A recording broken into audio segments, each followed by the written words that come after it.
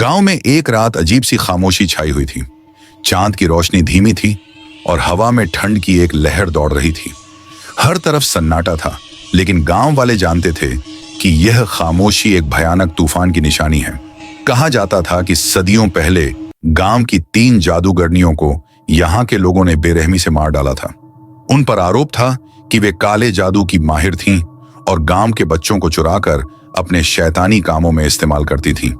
गांव वालों ने उन्हें जंजीरों से बांधकर जंगल के किनारे जला दिया था, लेकिन मरने से पहले जादूगरनियों ने कसम खाई थी कि वे लौट कर आएंगी और उन लोगों से बदला लेंगी जिन्होंने उन पर अत्याचार किया था। अब वह रात आ पहुंची थी जब वे जादूगरनियां अपने वादे को पूरा करने के लिए लौट आई थीं।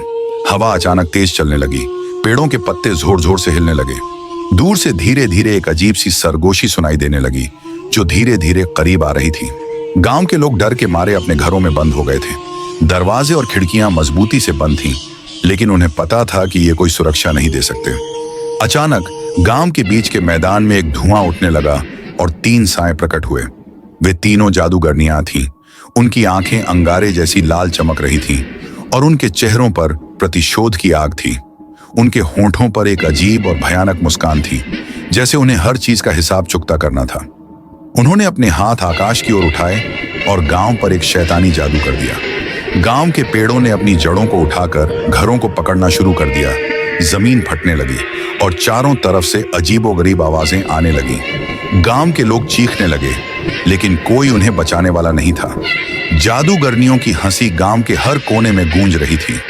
उन्होंने अपना बदला ले लिया था और वे यहीं रुकने वाली नहीं थी। अब गांव को एक श्राप का सामना करना था और यह श्राप उनकी आने वाली पीढ़ियों तक रहेगा।